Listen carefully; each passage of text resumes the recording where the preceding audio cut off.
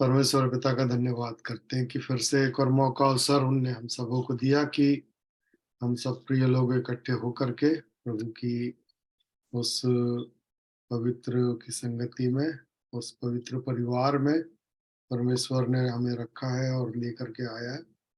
और जितने भी भाई जुड़ गए हैं और हम जो जुड़ने वाले हैं सभी, आइए हम मिलकर के प्रार्थना करेंगे और परमेश्वर पिता को धन्यवाद देंगे। मैं प्रार्थना करता हूँ पहले, फिर हम लोग सब छोटी-छोटी प्रार्थना करके फिर प्रभु के वचन में हम जाएँगे। धन्यवाद, धन्यवाद, धन्यवाद स्वर्गीय पिता, पवित्र प्रभु यीशु मसीह के नाम से आपके पवित्र चरणों में आते हैं और ये सुंदर मौका अवसर प्रभु आपने हम सब प्रिय भाई-बहनों को फिर से इसी माध्यम के द्वारा इस संगति में जुड़ने का मौका और अवसर दिया, आपका धन्यवाद करते हैं। और पिता एक-एक दिन प्रभु जो आप हमें जीवन प्रदान करते हैं और उस स्वर्गिक जीवन को जीने के लिए और उस पर चलने के लिए पिता हम सबकी सहायता करते हैं, आपका धन्यवाद हो।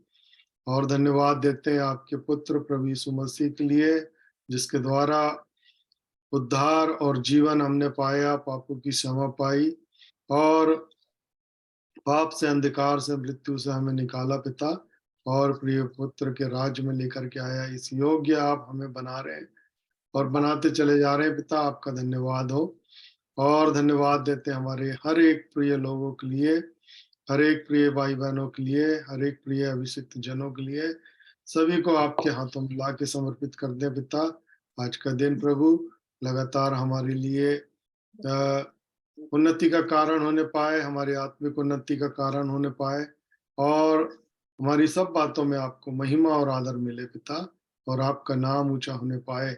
प्रभु यीशु मसीह आप हमारे आधार हैं, आप हमारे जीवन हैं और इस जीवन में लगातार हमारे हम आपके द्वारा पिता के पास पहुँच होती है। आपका धन्यवाद हो पिता। धन्यवाद आप उस स्वर्ग छोड़ कर के इस पृथ्वी पर आए और लगातार प्रभु हम आपकी तरह जीने वाले हो सकें, आपकी तरह चलने वाले हो सकें इस पृथ्वी पर। धन्यवाद देते हैं और स्वर्गिक उस जीवन की उन्नति में हम आगे बढ़ते चले जाएँ। एक-एक मेरे प्रिय भाई-बहनों को सभी को आपके हाथों में ला के समर्पित करता हूँ। हम में से जिसकी जैसी आवश्यकता है पिता, हमारी सहायता करना। वचन में हमें बलवन्त और सशक्त बनाइए ताकि पिता हम आपकी इच्छा को प्रभु अपने जीवन से पूरा करने वाले हो सकें। केवल और केवल पिता आपकी इच्छा मेरे और हम सभी के जीवन में पूरी होने पाए पिता। धन्यवाद देते हैं, जो भी हमारे प्रिय भाई-बहन के बीच में कोई भी रोग, बीमारी, समस्याएँ, चिंताएँ, जो भी बातें हैं पिता प्रभु यीशु मसीह आपके उस क्रूस पर बहाए हुए लहू के द्वारा सिर्फ़ और चंगाई में बदले। और धन्यवाद देते हैं पिता, सारी बातों में आप हम सबकी सहायता करें पिता। आपके एक प्रिय अभिषिक्त जन को विशेष रीति से हमारे प्रिय प्रेरित भविष्यवक्ता डेविड भाई के लिए प्रार्थना करते हैं। वो जगह-जगह जा कर के बड़े बोझ के साथ संगतियों को कर रहे हैं पिता। आपकी उस सेवाओं को दे रहे हैं, लोगों को उस जीवन को दे रहे हैं।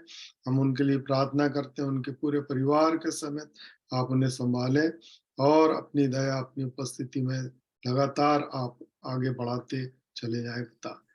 तंदुरुस्ती, ताकत और बल और सामर्थ्य उनके जीवन में आप प्रदान करें और लगातार वो प्रभु यीशु मसीह के नाम को लेकर के और बहुत से लोगों को उस प्रिय पुत्र के राज्य में वो लेकर के आए पिता। धन्यवाद, सारी बातों में आपको महिमा और आदर देता हूँ। आज के जो भी वचन हमारे बीच में रखा जाता है, जो भी गवाहियाँ रखी जाती हैं और प्रभु हर एक उन बातों के द्वारा आपको महिमा और आदर मिले। धन्यवाद और धन्यवाद के साथ सब बातों को हम आपके चरणों में रखते हुए आपके पुत्र प्रभु यीशु मसीह के द्वारा इस विनती को मैं मांग लेता हूँ। उद्धार, जीवन, शांति देने वाले पवित्र प्रभु यीशु मसीह के नाम से मांगता हूँ। आमीन।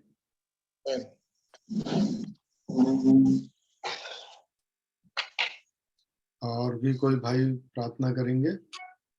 जी, मैं कर लूँगा। जी। आइए हम प्रार्थना करें। जीवित, महान, सर्वशक्तिमान परमेश्वर पिता, राजाओं के राजा, प्रभुओं के प्रभु, अपने उद्धारकर्ता प्रभु यीशु मसीह के पवित्र और मीठे नाम से आपके अनुग्रह के सिंहासन के सन्मुख आता हूँ प्रभु जी। हम सब आते हैं प्रभु जी, आपकी दया आपके अनुग्रह चाहते हैं अपने जीवनों के लिए प्रभु जी। आपका धन्यवाद देते हैं कि हम मिट नहीं गए, आपकी महाकरुणा का ही फल है प्रभु जी। क्योंकि आपकी दया हमारे जीवनों में अमर है प्रभु जी, प्रतिभोर आपकी करुणा हमारे जीवन में नहीं होती जाती है, इसलिए आपका धन्यवाद देते हैं प्रभु जी। आपने सुंदर अवसर दिया है प्रभु जी, चुनकर अपने समीप आने दिया है प्रभु जी, ताकि हम उस उत्तम भाग को जो हमसे कभी छीना नहीं जाएगा प्रभु जी, उसे हम प्राप्त कर सकते हैं। और वो है आपके चरणों में बैठकर आपकी आवाज को सुनना। हाँ प्रभु जी, हम सबको सुनने वाले कान प्रदान करें, ग्रहण करने वाला हृदय प्रदान करें प्रभु जी। हाँ प्रभु जी, जैसा वचन कहता है, आज तुम उसका शब्द सुनो तो अपने हृदय को कठोर मत करो। हाँ प्रभु जी, सच में होने दे कि आपका वचन हमारे हृदय में, हृदय की भूमि में प्रभु जी, अच्छी भूमि के समान प्रभु जी फलवंत होने पाए। ऐसी दया अनुग्रह चाहता हूँ प्रभु जी। एक बार फिर से हर एक प्रिय जो इस संगति में जुड़ चुके हैं प्रभु जी, जो जुड़ने पर है प्रभु जी, हर एक को आपके हाथों में सौंपते हैं प्रभु जी। जो प्रभु जी किसी कारणवश किसी परेशानियों में है प्रभु जी, आपकी दया अनुग्रह चाहता हूँ प्रभु जी, हर एक रुकावटें बाधाएं दूर होने पाए, ताकि वे प्रिय भी इस संगति में जुड़कर प्रभु जी उस आत्मिक उन्नति को पाने पाए, आपके नाम की महिमा करने पाए प्रभु जी। हर एक प्रियो को आपके हाथों में सौंपता हूँ प्रभु जी, बच्चों से लेकर हर एक बुजुर्गों को आपके हाथों में सौंपता हूँ। दया करे, अनुग्रह करे प्रभु जी, क्योंकि हमारा ये जो मिलना है वो पहली सदी की कलीसिया के अनुसार, जिनके हृदय वचन सुनकर छिद गए थे, उन्होंने जब बपतिस्मा लिया, आप प्रभु जी फिर वो प्रेरितों से शिक्षा पाने के लिए, संगति रखने में, रोटी तोड़ने में और प्रार्थना करने में लौलीन रहे प्रभु जी। उसी बात को लेकर, जैसा और इब्रानियों में 10 के 25 में जो लिखा है कि तुम जो जो उस दिन को निकट आते देखो, त्यों तो और भी अधिक आपस में इकट्ठा होना ना छोड़ो, और प्रेम में और भले कामों में एक दूसरे को सिखाते रहो प्रभु जी। हाँ प्रभु जी, उसी लिए प्रभु जी हम यहाँ पे इकट्ठे होते हैं प्रभु जी। हम सभी की आत्मिक उन्नति हो प्रभु जी। हम प्रभु यीशु मसीह आपके उस तेजस्वी रूप में अंश अंश करके ही सही हम बदलते जाएं प्रभु जी।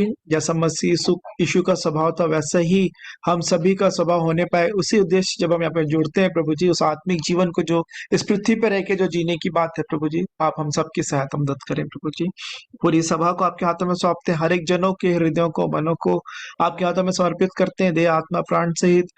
हाँ प्रभु जी, साथ ही साथ जिस डिवाइस से जुड़ रहे हैं, मोबाइल, लैपटॉप या जिस भी माध्यमों से, या इंटरनेट कनेक्शन को, हर एक बातों को आपके हाथों में सौंपते हैं प्रभु जी। हर एक गड़बड़ियां प्रभु यीशु मसीह आपके नाम से दूर होने पाए, और आपकी आवाज प्रभु जी हर एक के हृदयों में पहुंचने पाए, ऐसी दया अनुग्रह चाहता हूँ प्रभु जी। आपका वचन ये जानकारी का वचन नहीं, लेकिन जीवन का वचन है प्रभु जी। सच में ये ज्ञान से बढ़कर हमारा जीवन बनने पाए, ऐसी दया अनुग्रह चाहता हूँ प्रभु जी। एक बार फिर से हम सिर्फ वचन के सुनने वाले नहीं, परंतु उस पर चलने वाले बने, ऐसी दया अनुग्रह चाहते हुए दुआ उद्धार करता प्रभु यीशु मसीह के पवित्र और मीठे नाम से मांग लेता हूँ, आमीन।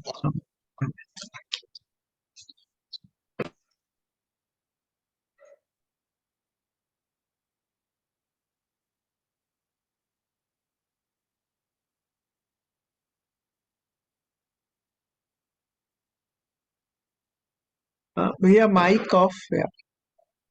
Sorry sorry. हाँ, मैं ये बोल रहा था कि अब आगे बढ़ते हैं हम। किसी के पास कोई गवाहियां, तो हम लोग अभी 7 ही जन हैं, तो कोई गवाही शेयर करना चाहेगा?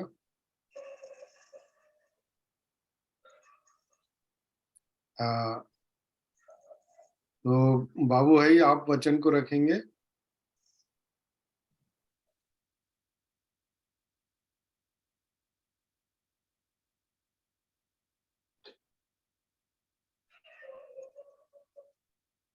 बाबू नहीं, चला गया।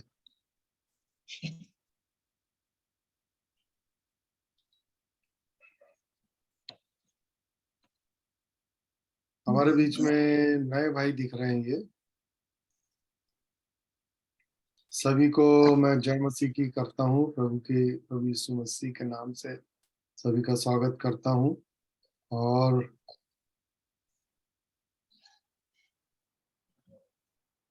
कोई भी भाई बहन हमारे बीच में गवाही को रख सकते हैं।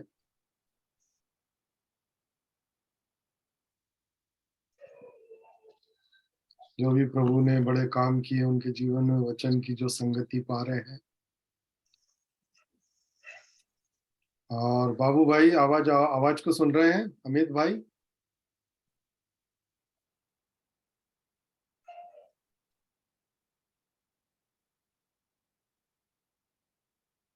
मैं गवाही देना चाहूंगा। जी। मैं परमेश्वर पिता का धन्यवाद देता हूँ कि प्रभु ने अब तक संभाला है। उनका नाम एबेनेज़र है और उन्होंने अब तक संभाला और विश्वास है कि प्रभु ने वायदा किया कि वो कभी नहीं छोड़ेंगे, कभी नहीं त्यागेंगे। और मैं परमेश्वर पिता का धन्यवाद देता हूँ कि सच में वो तो विश्वास योग्य हैं। हम कई बार अविश्वासी हो जाते हैं, लेकिन परमेश्वर पिता हमेशा विश्वास योग्य बने रहते हैं, जैसा तीमुथियुस में लिखा है। सो मैं परमेश्वर पिता का धन्यवाद देता हूँ कि प्रभु हर एक बातों में संभालते हैं, अपनी दया करुणा में बनाए रखते हैं। और कल के वचन से जब हम देख रहे थे रोमियो 8वें अध्याय का, कि जो आत्मिक व्यक्ति हैं, जो आध्यात्मिक व्यक्ति हैं, वो आत्मा के अनुसार चलते हैं और जो शारीरिक व्यक्ति हैं शरीर के अनुसार चलते हैं। और बहुत ही ये प्रैक्टिकल बात है। और ये इस बात से प्रभु ने फिर से मुझे कई बार जीवन में जब हम चलते रहते हैं तो कई चीजें फिर मिक्सअप होने लगती हैं, शरीर की बातें और आत्मा की बातें प्रभु की बातों में। फिर बहुत ज्यादा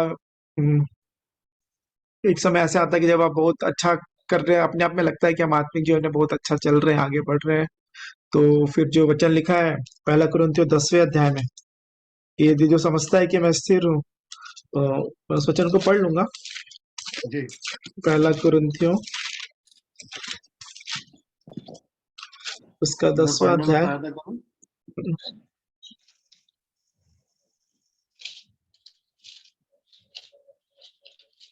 उसका 12वां वचन, 12 से। 10 का 12 वचन से। जी।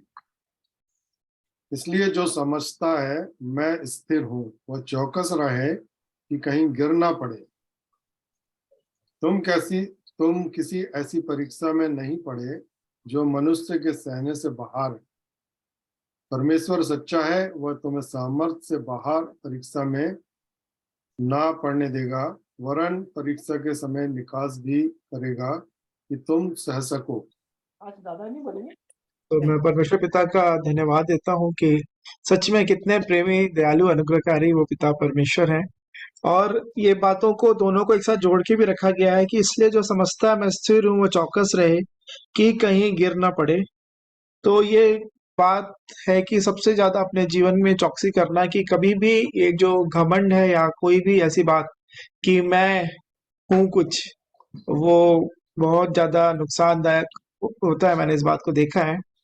जैसे कि नूह के समय में हुआ, नूह के साथ हुआ, पूरा जल प्रलय के समय तक कितने सालों तक वो प्रचार करते रहे, परिवार के साथ जहाज बनाया, पूरे जंतुओं को, पशुओं को, जितना भी प्रभु ने जैसे जैसे आज्ञा दी सब कुछ किया। लेकिन जब उन्होंने वहां पे सब चीजें हो गई, अच्छा हो गया, जब फिर से जब पृथ्वी में जब रहने लगे, तो फिर उन्होंने अपने लिए वो खेती बाड़ी की। और फिर उसके विषय में लिखा है कि वहां पे एक ऐसा गिरने कारण हुआ कि उनका जो एक पोता था वो फिर उसके कारण जो कनान है वो शापित हो गया। तो यही ऐसी हमारे जीवन में जब बहुत ज्यादा पीक आता है, खास तौर पे आत्मिक जीवन के विषय में ऐसे जब देखते हैं, और इसमें सबसे ज्यादा जो चीजें आप जब कुछ करने लगते हैं जो बाहरी तौर पे मनुष्य को दिखाई देता है, कि आप प्रार्थना सभाओं में जा रहे हैं, आप मीटिंग अटेंड कर रहे हैं, आप प्रचार कर रहे हैं, या जो भी सेवकाई के जो कार्य हैं उन सब में जब हम करने लगते हैं, तो बहुत बार जब फिर लोगों से तारीफ मिलती है, जब लोग बड़ाई करने लगते हैं, तो मैंने इस बात को देखा कि वहीं पे बहुत ज्यादा चौकस रहने की आवश्यकता है। और मैं अपने जीवन में इस कमजोरी को भी पाता हूँ कि जब लोग बोलने लगते हैं अरे आप तो ऐसे हैं, इतना अच्छा है, वो है, तो अपने आप में ही मन में फूलने वाली बात आ जाती है कि बोलते तो नहीं नहीं नहीं ऐसा कुछ नहीं, सब बात हमें प्रभु को महिमा मिले, लेकिन अंदर ही अंदर बहुत खुशी होती रहती है कि अरे ये है। फिर अगली बार उसी व्यक्ति से ज्यादा अच्छा रिलेशन रहता है, लेकिन जिसने कुछ तारीफ नहीं किया, कुछ गलतियां निकाल दी, तो फिर उनसे व्यवहार शायद थोड़ा अलग हो जाता है। ये मैं अपने जीवन की बात बता रहा हूँ। तो ऐसा ही मैंने अपने जीवन में देखा। तो बहुत ज्यादा जरूरी है कि जब तारीफ जब हो और उस समय दीन बने रहना और सच में अपनी स्थिति को वाकई में जानना, क्योंकि जो प्रभु यीशु मसीह ने भी कह दिया कि तुम मनुष्यों को दिखाने के लिए अपने धार्मिकता के काम करोगे, तो फिर स्वर्गीय पिता से कुछ भी फल नहीं पाओगे। तो मनुष्यों की बड़ाई, लोगों के द्वारा प्रशंसा किया जाना, उस समय बहुत ज्यादा चौकस रहने की आवश्यकता है। और यही बात पौलुस के साथ भी हुई थी, जो कि हम इस बात में लिखा है कि जो कांटा उनको चुभाया गया, वो किस लिए था, वो शैतान का दूत, कि इसलिए कि वो फूल ना जाए। इन जो भी उनके पास प्रकाशन और इन सब बातों की जो बहुतायत थी, उससे मैं फूल ना जाऊं, उससे लड़ने के लिए प्रभु ने उन बातों को उसके उनके जीवन में वो कांटे को रखा था। तो उस वचन के भाग को भी पढ़ लेंगे। अच्छा है, जब तक भाई अमित फ्री होते हैं, या तो मैं जो जो वचन मुझे याद आ रहे हैं उनको पढ़ेंगे और सीखेंगे अपने जीवन के लिए। जो मैंने अपने जीवन के लिए सीखा आपके सामने शेयर कर रहा हूँ। दूसरा कुरिन्थियों 12वें अध्याय में लिखा है, 12 अध्याय का पहले वचन से आगे, यद्यपि घमंड करना मेरे लिए ठीक नहीं, तो भी करना पड़ता है। इसलिए मैं प्रभु के दिए हुए दर्शनों और प्रकाशनों की चर्चा करूंगा। मैं मसीह में एक मनुष्य को जानता हूँ। 14 वर्ष हुए कि न जाने देह सहित न जाने देह रहित परमेश्वर जानता है, ऐसा मनुष्य तीसरे स्वर तक उठा लिया गया। मैं ऐसे मनुष्य को जानता हूँ, न जाने देह सहित न जाने देह रहित परमेश्वर ही जानता है, कि स्वर लोक पर उठा लिया गया, और ऐसी बातें सुनी जो कहने की नहीं, और जिनका मुंह पर लाना मनुष्य को उचित नहीं। ऐसे मनुष्य पर तो मैं घमंड करूंगा, परंतु अपने पर अपनी निर्बलताओं को छोड़ अपने विषय में घमंड ना करूंगा। क्योंकि यदि मैं घमंड करना चाहूं भी तो मूर्ख ना होऊंगा, क्योंकि सच बोलूंगा। तो भी रुक जाता हूँ, ऐसा न हो कि जैसा कोई मुझे देखता है या मुझसे सुनता है, मुझे उससे बढ़कर समझे। इसलिए कि मैं प्रकाशनों की बहुतायत से फूल ना जाऊं, मेरे शरीर में एक कांटा चुभाया गया, अर्थात शैतान का एक दूत कि मुझे घूंसे मारे, ताकि मैं फूल ना जाऊं। और ये जो बात है, और 8 वचन से भी आगे मैं पढ़ लेता हूँ पूरा 10 वचन तक। इसके विषय में मैंने प्रभु से 3 बार विनती की, ये मुझसे यह दूर हो जाए।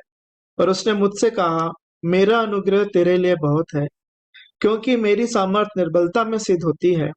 इसलिए मैं बड़े आनंद से अपनी निर्बलताओं पर घमंड करूंगा, कि मसीह की सामर्थ मुझ पर छाया करती रहे।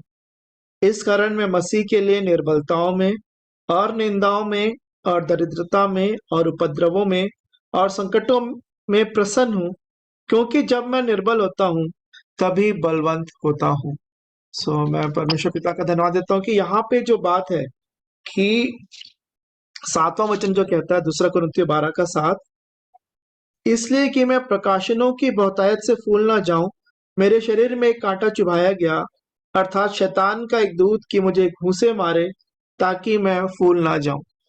तो यदि मैं एक प्रश्न करूं, ये एक आशीष है या फिर एक प्रार्थना का विषय? तो है ही, प्रार्थना किया उन्होंने। ये दुख का विषय है या एक आशीष है? हम अपने जीवन में देखें, या शाप के आशीष के बदले दूसरा विपरीत शाप है, तो क्या था यह पौलुस के जीवन में? इसको हम कैसे देखते हैं कि कांटा चुभाया गया, शैतान का एक दूत, ये एक आशीष थी। मैं मैं आशीष। उसका मैं उसको ऐसा समझता हूँ कि यदि कोई बात ऐसा है जो मुझे दीन और नम्र करे, और ये बात में कि जैसे 9 वचन क्लास भाग कहता है कि इसलिए मैं बड़े आनंद से अपनी निर्बलताओं पर घमंड करूंगा, कि मसीह की सामर्थ मुझ पर छाया करती रहे। बस यही है कि मेरी सामर्थ्य से बढ़कर मसीह की सामर्थ मुझ पर छाया करती रहे। तो मुझे दीन होना बहुत जरूरी है। कभी भी किसी बात से, किसी भी, यहाँ पे विशेष बातें लिखे हैं कि मैं प्रकाशनों की बहुतायत से फूल ना जाऊं, मेरे शरीर में कांटा चुभाया गया। क्योंकि मैं इसको अभी जब मैं इसको पढ़ रहा था तो मुझे ध्यान आया लूसीफर का, क्योंकि वो छाने वाला करूब, वो सभी जितने जो स्वर्गदूत थे उन सबसे ऊपर था, वो प्रधान था।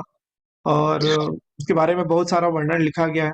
लेकिन फिर उसमें यही घमंड आ गया। वो क्या है कि मैं क्यों ना उस आगे वाला जो बड़ा सिंहासन है उस पे भी मैं क्यों ना बैठूं, लोग मेरी आराधना क्यों ना करें। तो यहाँ पे एक बहुत बड़ा प्रभु ने पौलुस के जीवन में इस उस चीज से उनको बचाया। और यही बात मैंने अपने जीवन के लिए भी मैं सीख रहा था कि कभी भी जब भी अपने आप में लगता है कि बाहरी तौर पे हम बहुत अच्छे से हैं, लोग तारीफ कर रहे हैं, अपने आप में भी खुद की तारीफ करते रहते हैं। कई बार करने लगता हूँ अपनी, कि मैंने कुछ अच्छा किया, ऐसा किया। प्रभु मेरी सहायता करे कि उनके बिना कुछ भी नहीं हो सकता है। प्रभु जब तक दया ना करें। और इस बात के लिए मैंने इफिसियों में इस बात को सीखा है। इफिसियों में जब मैं पढ़ रहा था अभी, इफिसियों पहले अध्याय में, कि चौथा वचन कहता है कि तीसरा चौथा वचन पढ़ूंगा।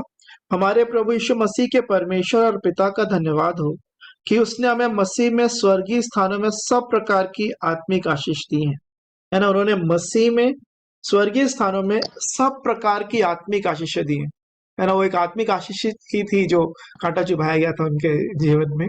मैं से ऐसा देखता हूँ, जैसा उसने हमें जगत की उत्पत्ति से पहले उसमें चुन लिया कि हम उसके निकट प्रेम में पवित्र और निर्दोष हों। उन्हें जगत की उत्पत्ति से पहले परमेश्वर पिता ने हमको चुन लिया कि हम उनके प्रति प्रेम में पवित्र और निर्दोष हो। सो परमेश्वर पिता की सारी बातें जो है उनकी योजना में ही है।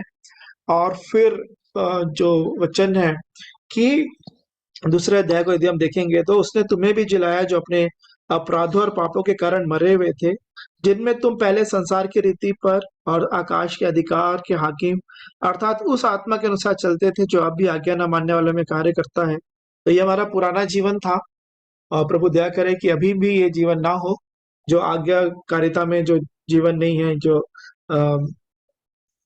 संसार की रीति पे चलने वाला जीवन नहीं है। लेकिन यदि हम आगे देखेंगे तो चौथे वचन को हम देखेंगे, दूसरे अध्याय के चौथा वचन को, परंतु परमेश्वर ने जो दया का धनी है उस अपने उस बड़े प्रेम के कारण जिससे उसने हमसे प्रेम किया। यहाँ पे हमारा कुछ भी नहीं है भाग। बहुत ही अद्भुत प्रभु की योजना है। हमको कई बार लगता है कि हमने प्रभु को ग्रहण किया और फिर यूहन्ना में हम देखते हैं कि तुमने मुझे नहीं चुना, मैंने तुम्हें चुना। और हमने इस बात को भी देखा इफिसियों में कि जगत की उत्पत्ति से परमेश्वर पिता ने हमारे लिए योजना बना के रखी थी, हमें उसमें चुन लिया। तो चौथा वचन मैं फिर से पढ़ूंगा, परंतु परमेश्वर ने जो दया का धनी है अपने उस बड़े प्रेम के कारण जिससे उसने हमसे प्रेम किया, जब हम अपराधों के कारण मरे हुए थे तो हमें मसीह के साथ जिलाया, अनुग्रह ही से तुम्हारा उद्धार हुआ है। और मसीह यीशु में उसके साथ उठाया और स्वर्गीय स्थानों में उसके साथ बैठाया। कि कोई कर रहा है ऐसा दिख रहा है ना, काम अपने हाथों से लेके उठाया बैठाया है ना, जिलाया फिर उठाया फिर बैठाया। तो परमेश्वर पिता ने ही हमारे जीवन में हर एक बातों को किया है कि वह अपनी उस कृपा से जो मसीह यीशु में हम पर है आने वाले समयों में अपनी अनुग्रह का असीम धन दिखाए। उस धन की सीमा नहीं, अभी तो शुरुआत ही है। वो कह रहा है यहाँ पे वचन, जो उनका जो परमेश्वर की जो जो धन है उनका असीम है, उसकी कोई सीमा नहीं है। उन बातों के लिए सब कुछ परमेश्वर पिता ने ही किया है। और एक बात बोल के मैं समाप्त करूंगा, क्योंकि उसका 10वां वचन भी ऐसा कहता है, क्योंकि हम उसके बनाए हुए हैं और मसीह यीशु में उन भले कामों के लिए सृजे गए। यदि कोई पूछेगा कि आपकी सृष्टि क्यों हुई, तो यहाँ पे लिखा हुआ है कि हमको किस बात के लिए बनाया गया है, क्योंकि हम उसके बनाए हुए हैं और मसीह यीशु में उन भले कामों के लिए सृजे गए जिन्हें परमेश्वर ने पहले से हमारे करने के लिए तैयार किया। तो यहाँ पे जो बात मुझे प्रभु ने सिखाया कि मेरा इसमें कुछ भी भाग नहीं है, सिर्फ धन्यवादी बने रहने के लिए, समर्पित रहने के लिए। जो कुछ भी, अब जैसे लिखा है ना कि तुम दाम देकर मोल ले गए, तुम अपने हो ही नहीं। तो फिर मेरा यदि कुछ है, मतलब कुछ वहां पे गड़बड़ी है कि कुछ भी मेरा ना रहे। तो इस भाग को फिर से पढ़ेंगे, इफिसियों 2 अध्याय 1 से लेके 10 तक, फिर मैं समाप्त करूंगा। इफिसियों 2 अध्याय 1 से लेके 10 में पढ़ूंगा, फिर इसके बाद आप लोगों को अवसर होगा। अब ऐसा लिखा है, उसने तुम्हें भी जिलाया जो अपने अपराधों और पापों के कारण मरे हुए थे, जिनमें तुम पहले इस संसार की रीति पर और आकाश के अधिकार के हाकिम अर्थात उस आत्मा के अनुसार चलते थे जो अब भी आज्ञा न मानने वालों में कार्य करता है। इनमें हम भी सब के सब पहले अपने शरीर की लालसाओं में दिन बिताते थे और शरीर और मन की इच्छाएं पूरी करते थे और अन्य लोगों के समान स्वभाव ही से क्रोध की संतान थे। तो कल जो वचन हमने देखा था कि अपने आप को क्रूस पे हमको चढ़ाना है और हर अपने शरीर के अभिलाषा और लालसाओं को क्रूस पे चढ़ा दिया। तो यहाँ पे भी वही बात लिखी है कि अब हमने थे लिखा है, मतलब पहले थे, अब हमने क्रूस पे इन बातों को चढ़ा दिया है। तब चौथा वचन मैं पढ़ूंगा, परंतु परमेश्वर ने जो दया का धनी है अपने उस बड़े प्रेम के कारण जिससे उसने हमसे प्रेम किया, जब हम अपराधों के कारण मरे हुए थे तो हमें मसीह के साथ जिलाया, अनुग्रह ही से तुम्हारा उद्धार हुआ है। और मसीह यीशु में उसके साथ उठाया और स्वर्गीय स्थानों में उसके साथ बैठाया, कि वह अपनी उस कृपा से जो मसीह यीशु में हम पर है आने वाले समयों में अपने अनुग्रह का असीम धन दिखाए। क्योंकि विश्वास के द्वारा अनुग्रह ही से तुम्हारा उद्धार हुआ है, पर यह तुम्हारी ओर से नहीं, वरन परमेश्वर का दान है। और न कर्मों के कारण, ऐसा न हो कि कोई घमंड करे, क्योंकि हम उसके बनाए हुए हैं और मसीह यीशु में उन भले कामों के लिए सृजे गए जिन्हें परमेश्वर ने पहले से हमारे करने के लिए तैयार किया। तो 9 वचन कहता है कि और न कर्मों के कारण ऐसा न हो कि कोई घमंड करे। तो यदि कभी कोई घमंड आए तो प्रभु इस बात को स्मरण दिलाए कि पहला कुरिन्थियों 10 में जो लिखा है कि जो समझता है कि मैं स्थिर हूँ वो सावधान रहे, कहीं गिर ना पड़े। यदि गिर भी पड़े तो प्रभु की दया अनुग्रह ऐसी में कि तुम गिर भी जाओगे तो भी तुम्हारे सहने से बाहर कोई परीक्षा में तुम नहीं पड़ोगे, मैं निकालने के लिए तब भी वहां पे हूँ। लेकिन सब बातों की सीमा है, बार बार ऐसा ना हो, प्रभु सहायता करे। धर्मी जन चाहे 7 बार गिरे तो अभी उठ खड़ा होता है, लेकिन दुष्ट लोग उसी विपत्ति में गिर कर पड़े ही रहते हैं। प्रभु ने मेरी सहायता की इन वचनों के द्वारा और कल के वचन के द्वारा कि आत्मिक जीवन में अगर ध्यान रहेगा तो शरीर में संसार की बातों पे जयवंत होना बहुत आसान होता है। मैं परमेश्वर पिता का धन्यवाद देता हूँ। बहुत बहुत धन्यवाद अमन भाई, और परमेश्वर पिता को सारी महिमा और आदर मिले, हमारे प्रभु यीशु मसीह को सारी महिमा और आदर मिले। जो हम एक दूसरे को वचन के द्वारा, तो परमेश्वर हमसे लगातार बात करता रहता है, परमेश्वर के सिखाए हुए होते हैं जो, वो लगातार हम जो वचनों में बने रहते हैं, वचन भरा रहता है, तो जरूर निश्चित रूप से वचन हमारे जीवन से कभी भी किसी भी समय निकलता है। जैसे पौलुस बोलता है कि तू हमेशा तैयार रहे समय और असमय में, है ना। और सबसे अद्भुत बात यह है कि अमन भाई को धन्यवाद देना चाहता हूँ कि अगर कोई दिए तो अमन भाई बिल्कुल तैयार है हमारे बीच में। ऐसे प्रिय भाई को हमारे बीच में परमेश्वर ने रखा है, और सच में, और उनके प्रयास, परिश्रम और उनका जो पूरा सारा डेडिकेशन है, समर्पण है, तो उसके लिए मैं परमेश्वर पिता का धन्यवाद करता हूँ। और हम सब जरूर आशीषित इस बात से हो रहे हैं और होते चले जाएंगे। ये परमेश्वर पिता को सारी महिमा और आदर मिले। अब मैं समय आगे, और भी काफी लोग भाई दिख रहे हैं मुझे, भाई और बहन। मैंने अभी डॉक्टर संध्या को भी देखा था, तो मेरे ख्याल से डॉक्टर संध्या आप हैं सिस्टर?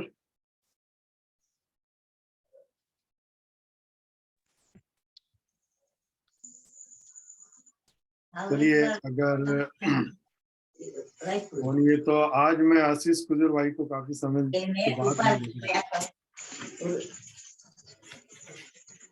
देख रहा। जी भैया। आशीष भाई, जय मसीह जी की। जी, जय मसीह की, जय मसीह की। कैसे हैं आप? ठीक ठीक है। हाँ जी, तो आप कुछ गवाही को रखेंगे या वचन जो भी है?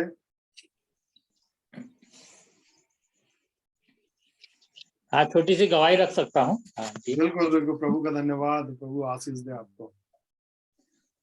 सभी को जितने जुड़े हैं सबको जय, मेरे तरफ से जय मसीह की। जय मसीह की। और प्रभु में आए तो काफी दिन हो गए, और ये पहले मैं स्कूल में जब पढ़ता था, बहुत पहले की बात है, मेरे मम्मी पिताजी तो बीचेल भोपाल में सर्विस करते थे, और उन दिनों में स्कूल की परीक्षा में अच्छे नंबरों से पास करके, और अपने जो नीट की कॉलेज है MSCT टीटी नगर में जो माना हुआ कॉलेज था, उसमें मेरा एडमिशन हुआ था इंजीनियरिंग कॉलेज में। और सब खुश थे, अच्छे थे, और पर प्रभु की इच्छा क्या थी हम कह नहीं सकते हैं। तो फिर एडमिशन लेने के बाद कॉलेज में गया, और वहाँ पर बुरी संगति में पड़ गया, और तमाम मतलब बुरे काम मेरे जीवन से होने लगे। और स्कूल तक मैं कुछ भी नहीं था, मेरे अंदर कोई भी ऐसी कमी घटी या बुरी आदत नहीं थी, पर स्कूल में वो कॉलेज में जाके मैं बिगड़ गया, बोलना चाहिए संसारिक जीवन में चले गया। और उस टाइम 85 की बात है, 85 में मेरा एडमिशन हुआ था। उसके बाद मेरा एडमिशन होने के बाद फिर मैं, उस टाइम 18 साल थी मेरी, 18 साल की उम्र थी। फिर ऐसे ही संसारित जीवन में करीब 12-15 वर्ष मैंने ऐसे ही बिता दिए और मेरी पढ़ाई भी नहीं हो पाई कॉलेज की। और 29 बरस की जब मेरा 29 साल हो गया था तब थोड़ा मैं चित्त में आया, मेरा जैसे हम पढ़ते हैं कि बुढ़ा पुत्र के समान जब वो अपने आपे में आया, तब फिर मेरा जीवन भी मैंने अपने आप को जाना पहचाना, अरे मैं कहाँ पहुँच गया और कहाँ जाना था और कहाँ पहुँच गया। और थोड़ा सा मेरा बुद्धि ठिकाने में आई, तब मैं सोचने लगा अब क्या करूं। अब 29 साल की उम्र थी और 29 वर्ष में फिर अब मैं पढ़ाई भी करता, कॉलेज की कंप्लीट करता और बहुत सी डिप्रेशन की बातों में चला गया था उस समय। फिर मेरा मन प्रभु के वचनों की तरफ गया। प्रभु के वचनों में जाने से फिर मैं जो नए नियम की पुस्तक, वो अपने एक पुस्तक मेरे पास थी, उसी को मैं पढ़ना चालू कर लिया। और वह नए नियम की पुस्तक मेरे पास थी तो अब अशांत समय, हर जगह शांति नहीं थी मेरे पास, अशांत मेरा जीवन था। तो फिर मैं अब शांति कहाँ पाऊंगा, मन मेरा बहुत ऐसा होने लगा। और मेरे जितने दोस्त थे सब कहीं ना कहीं अच्छी जगह में पहुंच गए, अच्छी नौकरी में लग गए थे। फिर मेरा जीवन ऐसे ही चलता रहा। फिर तब वचन पढ़ने लगा, नया नियम की पुस्तक मेरा, फिर उसको मैं पढ़ता रहा। फिर मेरे धीरे धीरे जीवन में बदलाव आया और प्रभु से मैं प्रार्थना करने लगा कि प्रभु मेरे जीवन से अब मेरे पास ऐसा कोई मौका नहीं है कि मैं अपने व्यक्तिगत जीवन के लिए कुछ कर सकूं।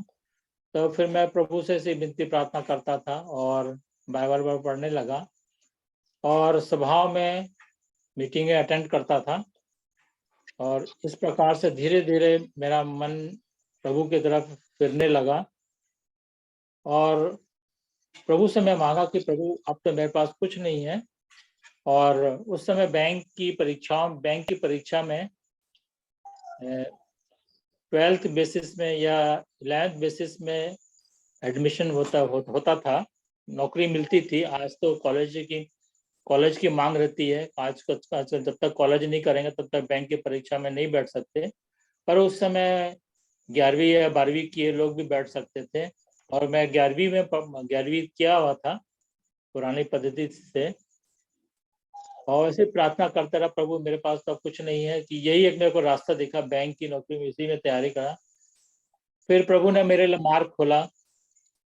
और उन दोनों की बात है कि मतलब पोस्ट अपने STD PO से चलते थे, फोटो कॉपी की दुकानें थी, वहां पर वैकेंसी के बारे में बताया जाता था कि कहाँ कहाँ वैकेंसी निकली है। तो मैं जाता था देखने के किस प्रकार से। और उस समय मैं तो ऐसे हताश निराश हो गया था। तो मैं चौकीदारों की नौकरी या इस टाइप की चौकीदार की नौकरी वैकेंसी निकलती थी, उसको मैं भरता था कि हो सके तो मैं कम से कम मेरे जीवन के लिए छोटी सी नौकरी मिल जाए मेरे लिए। तो एक दिन ऐसे मैं गया था STD PSU में, फोटोकॉपी की दुकान में, वहाँ वैकेंसी निकली थी, बैंक की निकली थी और वो गुजरात की थी, बैंक ऑफ बड़ौदा की थी। और जब मैं गया तो देखा तो वहाँ पर वैकेंसी निकली हुई है और उसका अंतिम दिन कल की तारीख में था। आज जैसे मैं गया तो कल की तारीख में उसका लास्ट डेट था जमा करने का फॉर्म को। मैं बोला कि मैंने सोचा इसको मैं बाई पोस्ट भरूंगा तो ये शायद नहीं पहुंच पाएगा।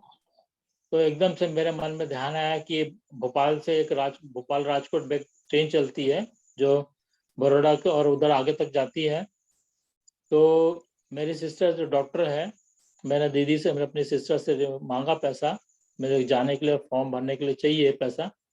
तो दीदी ने मेरी समझा ठीक है, फॉर्म भर के जमा करके आ जाओ उस टाइप से। तो तुरंत मैं फटाफट फॉर्म भरा और शाम को 7 बजे बस वो ट्रेन छूटती है बड़ौदा के गुजरात के लिए, राजकोट के लिए। और मैं जनरल का टिकट लेके बैठ गया 7 बजे और शाम को सुबह वो 5-5:30 बजे के पहुंचे, बड़ौदा पहुंची।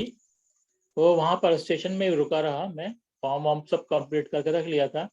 और सुबह 9 बजे जैसे ही 9 बजा तो फिर मैं वहाँ जाके ऑफिस पूछते पूछते जाके वहाँ पर फॉर्म को जमा करके आया। और जब फॉर्म जमा करके आया, फॉर्म जमा जमा कर दिया, तो उसके बाद मैं फिर लौट के आ गया। तो फिर प्रभु की मैं धन्यवाद देता हूँ, उस समय मेरे लिए द्वार खोला था। और वापस जब वापस फॉर्म जमा कर दिया, फिर मैं परीक्षा की तैयारी करने लगा। और उस टाइम तो मैं डिप्रेशन की स्थिति में था। और स्कूल में आप लोग विश्वास नहीं करेंगे, मैं स्कूल में स्कूल में जब था ना, मैं दिन भर पढ़ता रहता था, दिन भर। मतलब मेरे ये पढ़ने का जुनून था। और जब मैं दोबारा 15 साल के बाद दोबारा पढ़ने की कोशिश करता था, तो एकदम मेरे को मतलब बहुत दिक्कत होती थी, कैसे मैं अपने आप को पढ़ाई में लगाऊं, मन को लगाऊं। फिर मैं प्रार्थना विनती करता था और प्रभु से आंसुओं के साथ, घुटनों के साथ प्रभु की प्रार्थना करता था कि प्रभु मेरी सहायता करें। तो धीरे धीरे मैं अपनी तैयारी भी करता था, वचन भी पढ़ता था, नए नियम की पुस्तक पढ़ता था और तैयारी करता था, प्रार्थना करता था, प्रभु मेरी सहायता करें। और धीरे धीरे ये सब चलता रहा। परीक्षा, बैंक की परीक्षा का समय आया, तैयारी करा था। और वो जो मैं स्कूल में जो मैंने जो पढ़ाई लिखाई करी थी, वो इस समय मेरे जीवन में काम आई।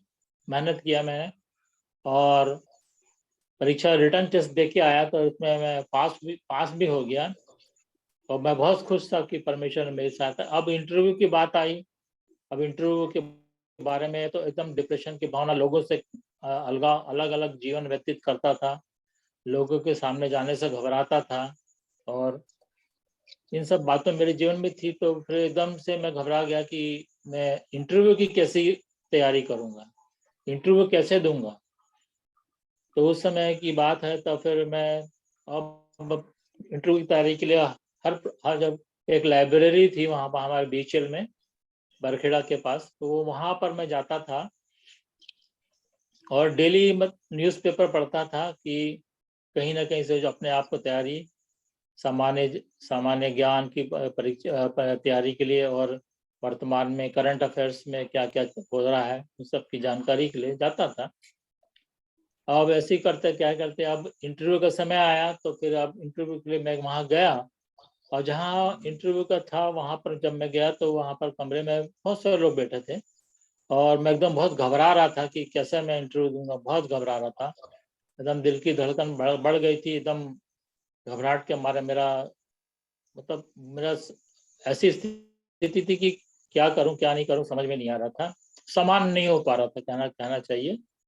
तो उसी समय बगल बगल में एक साथ में लड़का बैठा था, तो कुछ उसने मेरे से कुछ पूछा कि कुछ डाउट के बारे में, कि इसके बारे में क्या है कैसा। जब उसको मैं बताने लगा, तो विश्वास करें भाइयों बहनों कि उस समय मैं अपने आप को भूल गया। पता नहीं कहाँ आया, मैं इंटरव्यू देना आया हूँ कि नहीं, और कहाँ पर हूँ। और जो उसको मैं बताने लगा, तो प्रभु ने मेरी सहायता करी और उस समय मैं एकदम भूल गया कि मैं इंटरव्यू देने आया हूँ, और बिल्कुल समान हो गया एकदम से।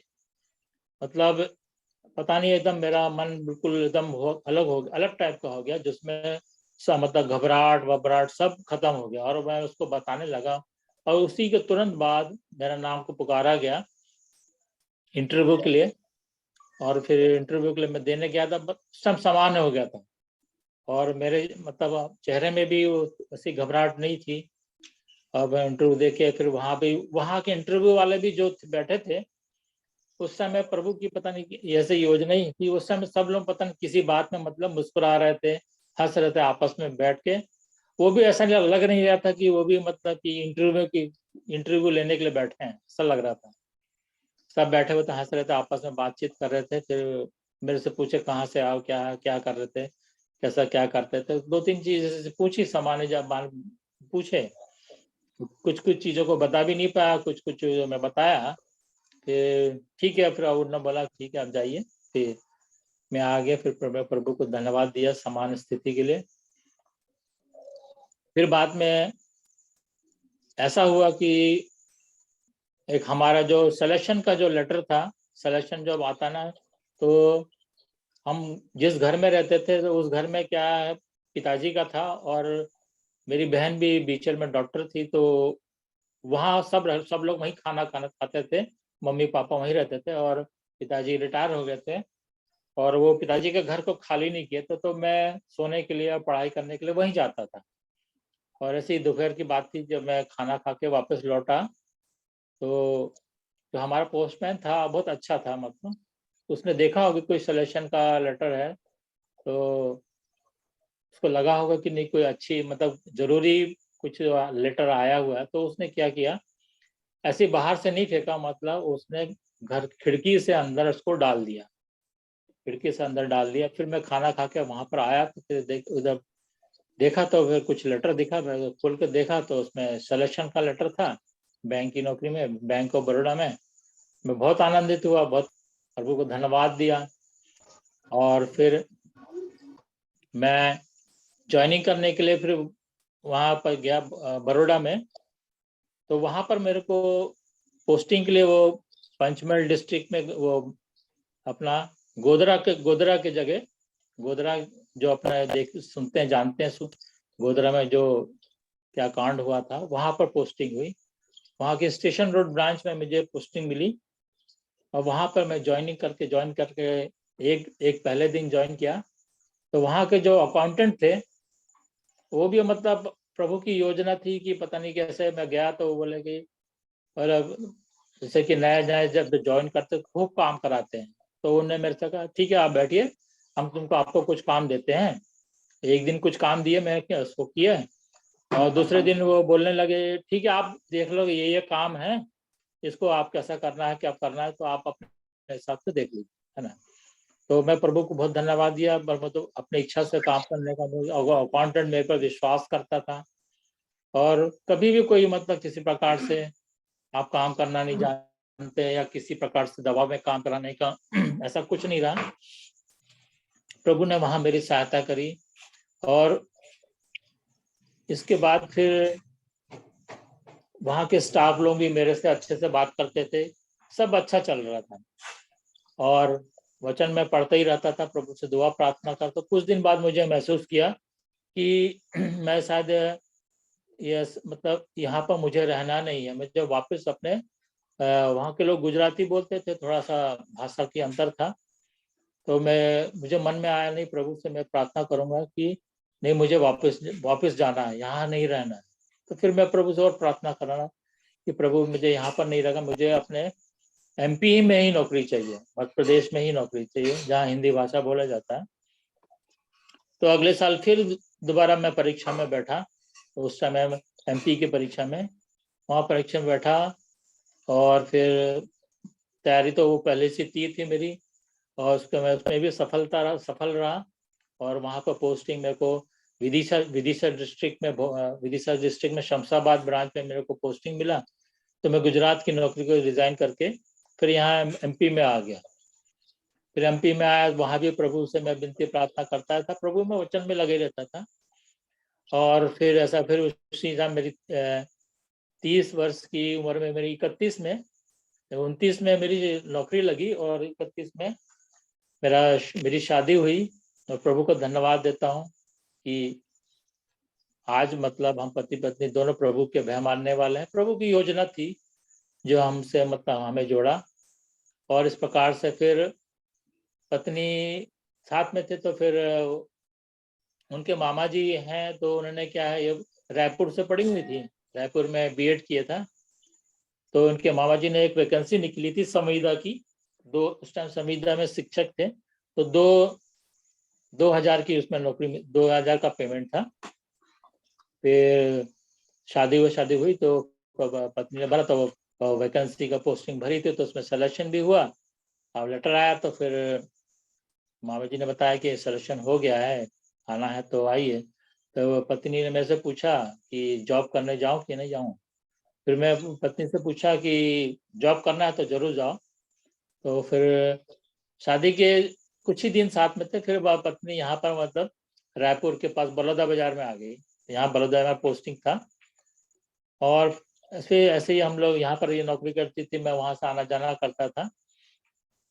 फिर मैंने वहाँ पर ट्रांसफर के लिए भरा, मतलब बलौदा बाजार के लिए ट्रांसफर के लिए भरा, तो 2007 में यहाँ पर मैं ट्रांसफर होके आया। और फिर मैं प्रभु से पूछा, यहाँ पर मैं प्रभु भोपाल में उस समय क्या, मैं हमारे एक चर्च है NWGL चर्च सेमरा कला में होता है, तो वहाँ मैं यूथ वालों को लीडिंग करता था। जो मेरा अनुभव था उसको मैं बताता था ये जवानों को, खासकर किस प्रकार से अपने आप को बचाए रखें, किस प्रकार से सांसारिक जीवन में, किस प्रकार से बुरी संगति में फिर लोग बाग फंस जाते हैं, किस प्रकार की दुर्बलताओं कमियों में।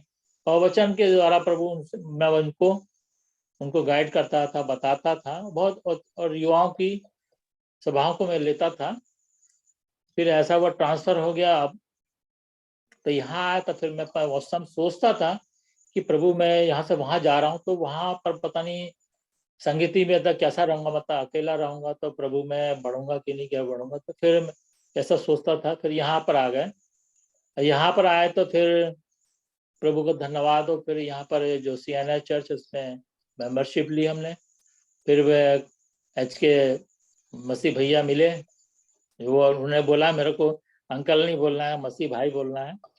मैं उनका धन्यवाद देता हूँ। उस समय वो मिले।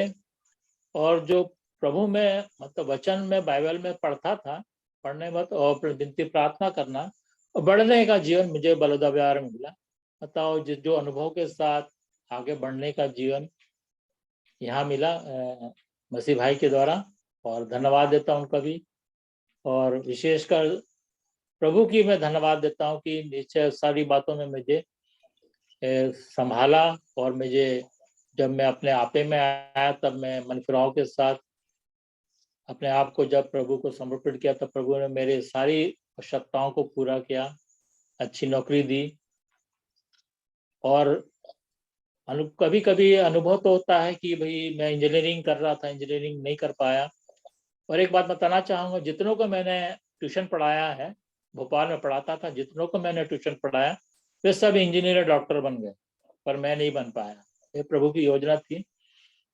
और मुझे मेरे जितने दोस्त लोग हैं अच्छे अच्छे बड़े बड़े पोस्ट में हैं, बंगले में रहते हैं, गाड़ियां हैं उनके पास, धन दौलत सब कुछ है।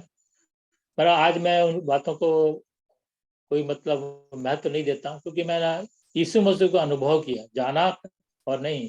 संसार में सब मतलब एक ही परमेश्वर है, एक ही जीता परमेश्वर है जो प्रार्थनाओं को सुनता है, उत्तर देता है ना। और जो बने रहते हैं उनको प्रभु अपने वचनों में और वो उद्धार के जीवन में बढ़ाता है। और इन बातों के साथ मसीह भाई मेरी सहायता करे और हमारे घर में विजिटिंग करते थे।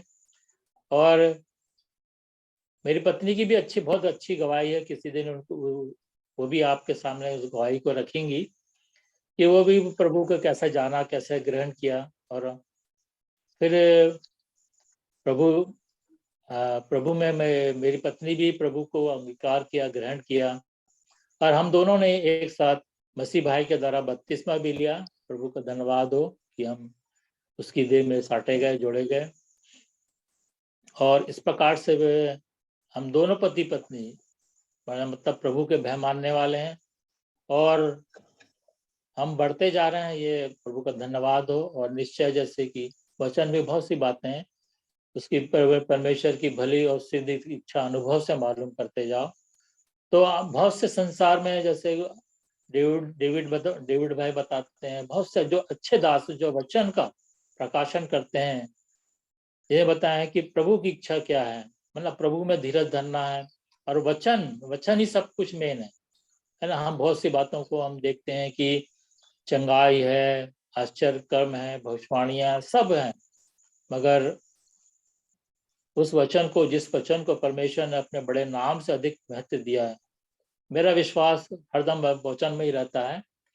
और मसीह भाई भी इसमें हमारी मेरी पत्नी की सहायता करते हैं वचनों के माध्यम से। और अभी जब डेविड भाई का वचन बहुत सुने हमने, बहुत अच्छा लगा। मतलब और भी हिम्मत बढ़ गई, मतलब कि पहले जैसे विश्वास बढ़ा और भी मतलब सिद्धता के जीवन में जैसे डेविड भाई बोलते हैं कि पवित्र लोग सिद्ध किए जा, सिद्धता है ना। और क्रूस के पार यीशु मसीह से मुलाकात है ना। और स्वर्गीय वस्तु की खोज में रहो, स्वर्गीय स्थानों में परमेश्वर यीशु मसीह के साथ हमें बैठाया यीशु मसीह के राज में हमें प्रवेश कराया, अनंत जीवन दिया, स्वर्गीय जीवन, स्वर्गीय बुलाहट, संसार की तो कुछ नहीं, नासमान है। बहुत अच्छी अच्छी बातों को डेविड अंकल के द्वारा हमने सीखा, जाना, और विश्वास बहुत बड़ा है। और निश्चय आने वाले समय में प्रभु मेरी सहायता करेगा। निश्चय उस हम सब इस मीटिंग में जुड़कर बहुत सी जीवित गवाहियों को मैंने सुना है, किस प्रकार से इस मीटिंग में जो लोग जुड़े हैं, अनुभव, मतलब अनुभव है, अनुभव के साथ जो जिन्होंने प्रभु को जाना, पहचाना और उसके आगे बढ़ते जा रहे हैं, वो मतलब जो पीछे पीछे आ रहे हैं, उनकी अगुवाई बहुत अच्छी तरीके से कर रहे हैं। ये परमेश्वर का धन्यवाद हो। वचन के द्वारा कोई लल्लो चप्पो की बातें नहीं है, प्रभु का भय, मतलब प्रभु का वचन, बस जैसे डेविड भाई बोलते हैं, कुछ भी हो सिर्फ प्रभु की महिमा मिले, प्रभु का वचन आदर पाए हमारे जीवन में। इस प्रकार से बहुत अच्छा, मतलब प्रभु के वचन में हम बढ़ रहे हैं। धन्यवाद हो इस मीटिंग के द्वारा भी, और विश्वास है आने वाले समय में और भी प्रभु हम हर एक को, जिस मीटिंग में जितने लोग जुड़ते हैं, मेरा विश्वास है कि निश्चय प्रभु हमें, जो जैसे कि हम लोग हर देखते हैं कि यीशु मसीह का आना निकट है, झूठे भविष्यवक्ता, झूठे मसीह, है ना, कितने अद्भुत अद्भुत अद्भुत चिन्ह और चमत्कार दिखाएंगे। और जैसे हम मत्ती 7 में पढ़ते हैं, जो मुझे हे प्रभु हे करता है, उनमें से हर एक राज परमेश्वर के राज्य में प्रवेश नहीं करेगा। उस दिन बहुतेरे मुझसे कहेंगे, क्या तेरे नाम से हमने भविष्यवाणी नहीं करी, कि तेरे नाम से अचंभे के काम नहीं किए? तब प्रभु उनसे कर देगा, हे कुकर्म करने वालों, मेरे पास से दूर चले जाओ, क्योंकि मैं तुम्हें नहीं जानता। तो बहुत से आने वाले, यीशु मसीह ने मत्ती 24 में कह दिया, अंतिम समय में झूठे भविष्यवक्ता आएंगे, झूठे मसीह खड़े होंगे, वो अद्भुत चमत्कार दिखाएंगे। और वचन में लिखा है कि हो सके तो चुने हुए की भरमा देंगे। पर लूका में हम पढ़ते हैं कि इसमें कि जब ये पौलुस का यीशु लूका में लिखा है कि जब ये बात, यीशु मसीह कहता है, जब ये बातें होती हुई देखो, तब अपने सिर को उठाना है, क्योंकि तुम्हारा छुटकारा निकट है। जब प्रभु में है उनके लिए तो छुटकारा है ना। जो प्रभु में नहीं है उनके लिए तो हम कहना नहीं चाहिए कि वे भी प्रभु इच्छा हो, वे भी मन फिराव के जीवन को प्राप्त करें, ताकि हम ऐसे जगह में नहीं जाएं, है ना। हमारा छुटकारा अर्थात हमारे पापों की क्षमा के साथ स्वर्गीय जीवन, स्वर्गीय देश, क्योंकि वचन में हम बहुत जगह पढ़ते हैं कि हम तो परदेसी हैं कि हमें यहाँ तो रहना नहीं है, हमारा देश तो सियोन देश है, जहाँ हम यीशु मसीह के साथ रहेंगे अनंत जीवन। और इन बातों के साथ वचन में प्रभु मेरी सहायता करता है, और निश्चय मैं इस मीटिंग में जुड़कर प्रभु की आशीषों को मैंने जाना, पहचाना, और बल मिला डेविड भाई के द्वारा और बहुत से सभी भाई के द्वारा, कि मसीह भाई के द्वारा, और वचन में प्रभु की मेरी सहायता करता है। पत्नी की भी सहायता किया, और धन्यवाद देता हूँ, वो भी हम दोनों साथ मिलकर मतलब मसीह में बढ़ रहे हैं। प्रभु का धन्यवाद हो। प्रभु की इच्छा मेरे जीवन में, मेरे पति के जीवन में, पत्नी के जीवन में पूरी हो। और बहुत अच्छी बात डेविड भाई कहते हैं कि हमें प्रार्थना में बढ़ना है, तो प्रार्थना जो करते हैं उनके लिए भी इस मीटिंग में अवसर है कि एक दूसरे के लिए हम प्रार्थना में उठाएं, है ना, लगातार उठाएं प्रार्थना में, कि हमें हिया मिले, बल मिले, और हम प्रभु की देह में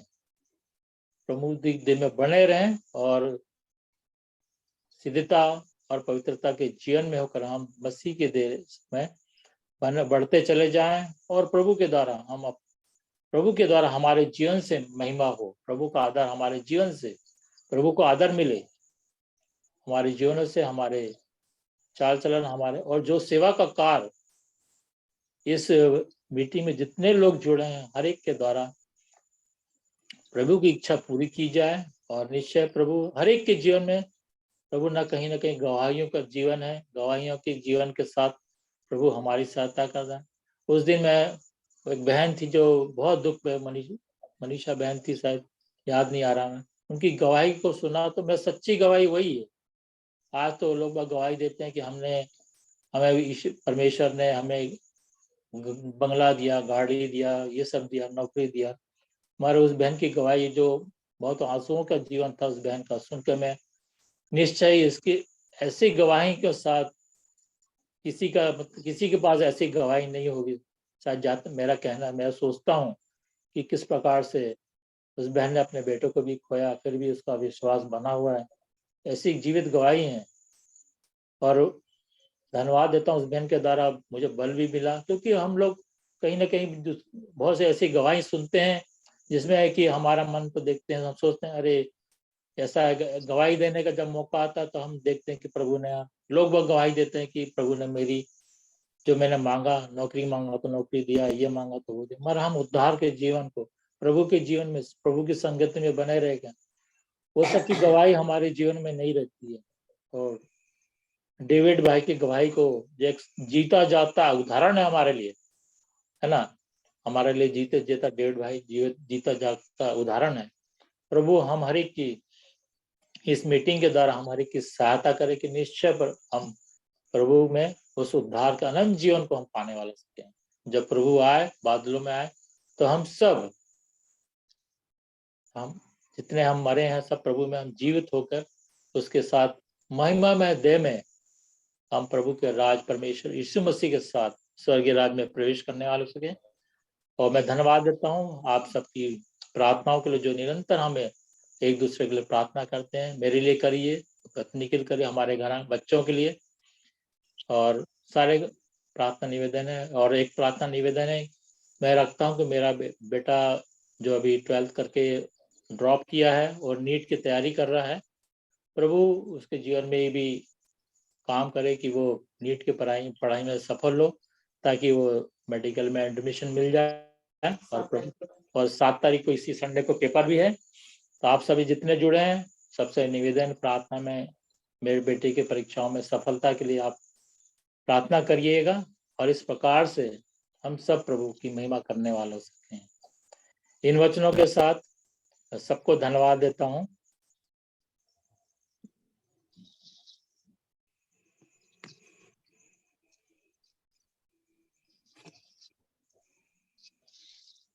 ये माइक ऑफ है मनीष में। सॉरी, मैं धन्यवाद देता हूँ आशीष कुजुर भाई का, सुंदर गवाही को रखा हमारे बीच में, वचन को भी रखा उन्होंने। और निश्चित रूप से एक और भाई हमें तो प्रभु ने एक तैयार रूप में हम देखने पाते हैं उनको भी। तो आने वाले दिनों में आशीष कुजुर भाई से भी वचन को भी हम पूरा सुनेंगे। आज उन्होंने वचन को थोड़ा थोड़ा हमारे बीच में टच किया और गवाहियों को रखा सुंदर, उनके जीवन में प्रभु ने कैसे उनके जीवन में काम किया। और एच के मसीह भाई मैं बोलूंगा अब उनको। हम लोग बोले हम सब मसीह में भाई हैं बोलते हैं। हाँ, ठीक है, जी सही जी बात। जी, तो मैं भी अंकल बोलता था, अब मैं भी आपको भाई बोलूंगा। तो प्रभु का महिमा मिले।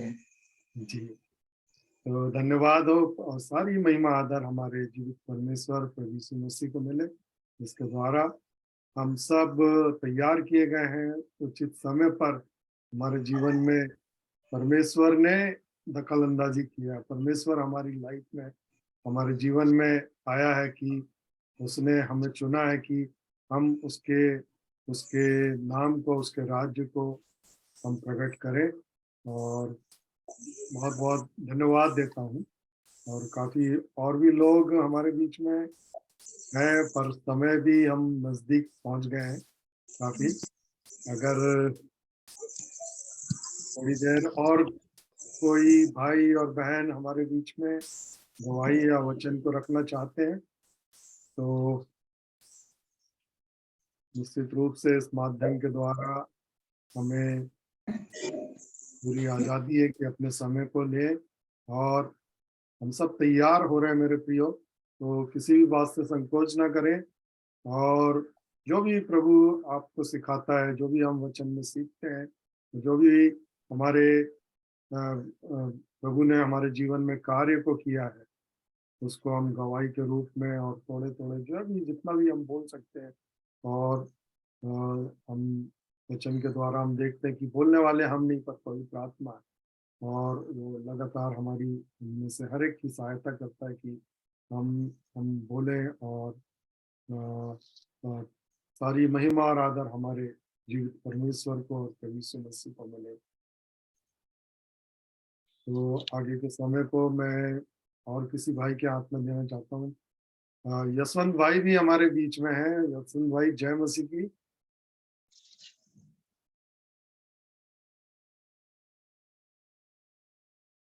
आप आवाज को सुन पा रहे हैं यशवंत भाई?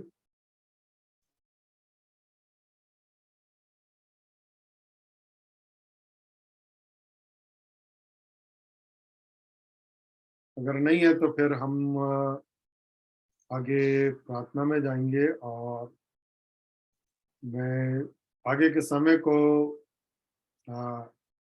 एच के मसीह भाई को मैं देता हूँ कि आगे आप वचन को रख करके जो भी है, और प्रार्थना और आपके द्वारा समाप्ति की ओर हम बढ़ेंगे। प्रार्थना करना है ना ब्रदर? हाँ, अगर आप वचन रख सकते हैं, थोड़ा वचन रख करके प्रार्थना कर लें। टाइम हो गया ऐसे भी, जी है ना? फिर कल, हाँ जी हाँ, आज जरूर प्रार्थना करते हैं। जरूर प्रार्थना। धन्यवाद धन्यवाद धन्यवाद धन्यवाद धन्यवाद। सारी आशीषों के देने वाले पिता परमेश्वर, मेरे उद्धारकर्ता प्रभु यीशु मसीह के नाम से आपके चरणों पास आते हैं। आज की सुंदर शाम के लिए प्रभु हम आपको धन्यवाद धन्यवाद धन्यवाद देते हैं। आपने हमसे प्रेम किया, आपने हमें जीवन दिया, आपने हमें सांसों को दिया, आपने उत्तम आशीषों को दिया, स्वर्गीय जीवन को दिया, अनंत की योजना को दिया, जिसके योग्य न तो हमारा जीवन था प्रभु, फिर भी आपने उस दशा से हमें निकाला प्रभु। हम आपको धन्यवाद धन्यवाद देते हैं। आपके सारे प्रबंध, आपके उपाय, आपकी योजना के लिए जिसके हम सब भागीदार बन सके प्रभु, विशेष करके आपके पवित्र लहू की सामर्थ्य के, जिसमें हमने पापों की क्षमा और छुटकारा को प्राप्त किया प्रभु, उसी लहू में आपने हमें दाम देकर मोल लिया प्रभु। हम आपको धन्यवाद धन्यवाद देते हैं। उसी लहू के द्वारा आपने हमें धर्मी ठहराकर अपना संतान बनाया, और उसी लहू की सामर्थ्य के द्वारा आपने हमें उस मिराज के भागीदार होने के बड़े अधिकार को आपने प्रदान किया। धन्यवाद देते प्रभु। और जैसा आपको वचन की प्रतिज्ञा है प्रभु, आपका वचन कहता है, मेरे वचन के खुलने से प्रकाश होता है, और उस वचन को आपने अपने बड़े नाम से ज्यादा महिमा दी प्रभु। और आज भी प्रभु जी वही वचन हमारे जीवन में हो के प्रभु जी आपके नाम को महिमा मिलता है प्रभु। हम आपको धन्यवाद देते हैं, क्योंकि उस वचन के द्वारा आपने हमारी दशा को हमारे जीवन में प्रकट किया प्रभु, और प्राप्ति दशा होने के कारण से प्रभु जीवन को लेके हम आप सन्मुख आ सके प्रभु। धन्यवाद देते प्रभु उस वचन की सामर्थ्य के लिए, जो सत्य के वचन है, जिसके द्वारा आपने हमें स्वतंत्र किया, जिसके द्वारा आपने हमें जीवन प्रदान किया, और जिसके द्वारा आपने हमें जीवित किया, उद्धार दिया, शांति दिया, चंगाई दिया, पापों की क्षमा दिया और छुटकारा दिया प्रभु। आपके वचन की सामर्थ्य के लिए जो आप स्वयं है प्रभु, मैं आपको धन्यवाद देता, और धन्यवाद देता प्रभु जी आपके पवित्र आत्मा की सामर्थ्य के लिए, जो एक सहायक के रूप में आज भी हमारे जीवन में हर पल संभालता और जीवन करता, और प्रभु जी इस सत्य के मार्ग बढ़ने पर जी आपके स्वरूप समानता को प्रदान करता प्रभु। उस सहायक के लिए, अपने जीवन के स्वामी के लिए, अपने जीवन के राजा के लिए प्रभु मैं आपको धन्यवाद देता प्रभु, और आपके नाम के लिए धन्यवाद देता प्रभु, जिस नाम में उस स्वर्गीय आशीषों को, स्वर्गीय मिराज को प्रभु जब तक आपने हमारे जीवन में पूरा किया, आपने प्रबंध, अपनी योजना को प्रभु अपने दास भक्तों के में होके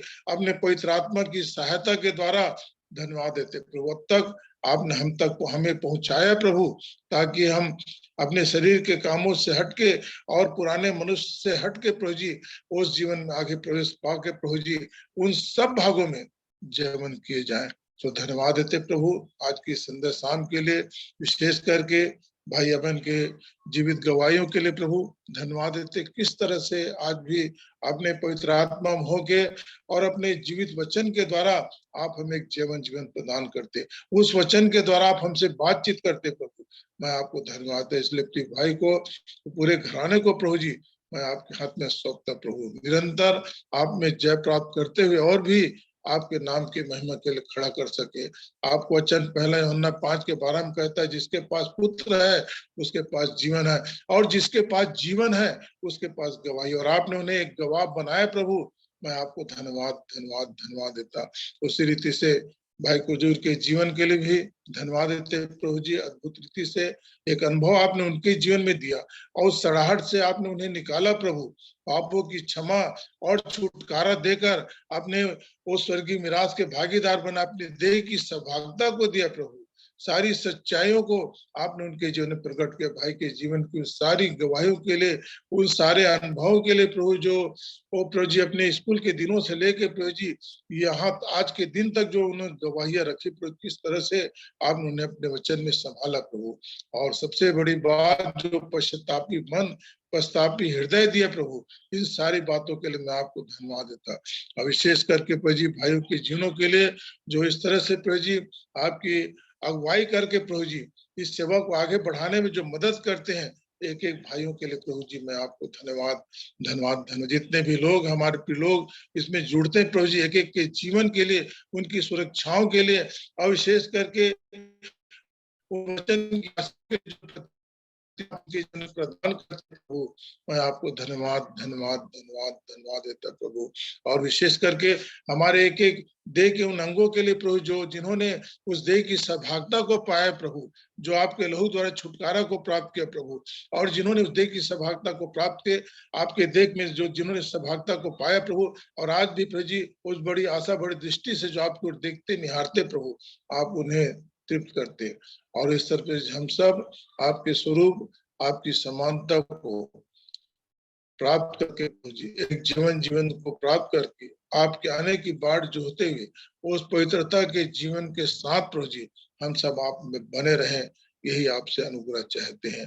भाई डेविड के जीवन के लिए प्रभु हमारा विश्वास है, वे जहां भी हैं आप में आपकी सेवाओं के लिए खड़े प्रभु, इसलिए और भी अपने बड़े सामर्थ्य के साथ उन्हें खड़ा करके, और जिस अब तक आपने उन्हें और प्रभु जी सेवा में आगे बढ़ाए प्रभु, आगे भी उनके जीवन के द्वारा बहुत तेरी आत्माएं प्रभु जी आप तक पहुंचाई जाए। और हम सब प्रभु जो आपकी दे, जो इन दिनों इन वचनों उनके द्वारा जो उन वचन के आशीषों को हम ग्रहण करें प्रभु जी, आप में स्थिर के जाए, आप में बलवंत के जाए प्रभु, और आपकी दे इस तरह से उन्नति पाकर प्रभु जी आपके नाम की महिमा का कारण बन सके। सो हर एक उत्तम भली बातों के लिए प्रभु जिन अब तक आपने मेरे जीवन में और मेरे एक एक भाई बहनों के जीवन में पूरा किया प्रभु, मैं आपको धन्यवाद देता हूँ। सो आज की रात्रि में जो हमारे सामने प्रभु, हम सब अपने जीवनों को आपके पवित्र लहू के सामर्थ्य में बांधते प्रभु, ताकि हम सब पाप गुनाह अपराध से बचाए जाएं, और अंधकार की कोई भी शक्ति प्रभु हमें छूने न पाए,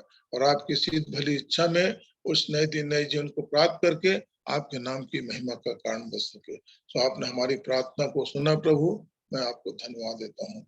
सारी महिमा, सारी इज्जत आपको हम देते हैं।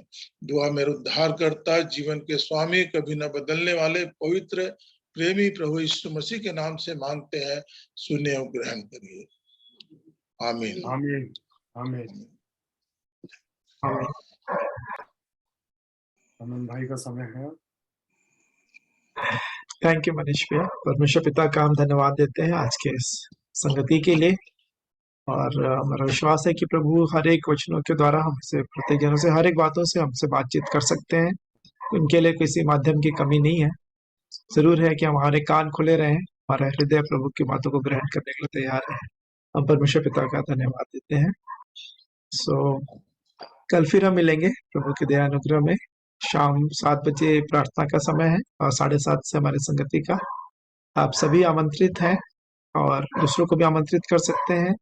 जरूर से अपनी गवाहियों को भी जो प्रभु ने हमारे जीवनों में रखी हैं, मैं ये नहीं कहूंगा कि यदि गवाहियां हैं और गवाही रखना है, प्रभु ने गवाह बनाया है कि उन्होंने सबके लिए रखा है। जब पवित्र आत्मा तुम पर आएगा, तुम सामर्थ पाओगे, और फिर गवाह होगे हर स्थानों में।